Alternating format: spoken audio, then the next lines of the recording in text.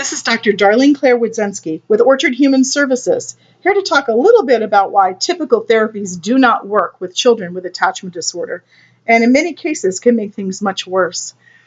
Whether we're talking about RAD, or Reactive Attachment Disorder, or DSED, Disinhibited Social Engagement Disorder, children with disordered attachment actually suffer from a developmental problem.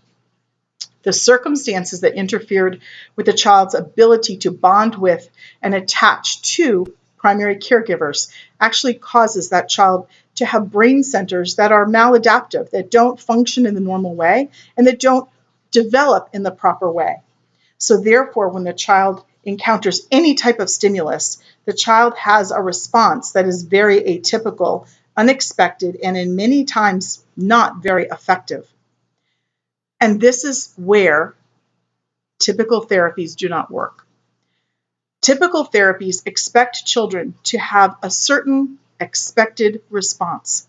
The therapy may be targeting a particular maladaptive behavior or particular individual area of developmental delay or dysfunction. But overall, the therapy expects and requires the child to have some typical and expected responses. Therapeutic responses that allow the therapist to do one thing and the client to respond in a particular way that instigates the child's learning, growth, and development. But with children with disordered attachment, there are very few typical responses and expected ways that the children react to stimuli, including therapeutic interventions. So, at Orchard Human Services, we do things a completely different way. You could accuse us of using therapy. We do use therapy. We use interventions, and we do developmental scaffolding. However, we take a look at the developmental missteps that occurred in the child's life early on. And everything that we do targets going back to the beginning and helping that child catch up on those missed developmental steps. So our approach is actually a developmental framework that we apply in a trans-theoretical model. That means that everything that we do focuses on the missed developmental steps, helping that child catch up developmentally, get the brain centers that are supposed to do particular jobs, doing the things they're supposed to do, or helping the child have another brain center take over that task. In one way or another, we get the child to develop the capacity to do the important things that connect with attachment. Facial recognition, emotional recognition, whether on someone's face, hearing the emotion in their voices, telling by their posture or gestures how they're feeling, knowing their own emotions, interacting with others. Communication is a big one.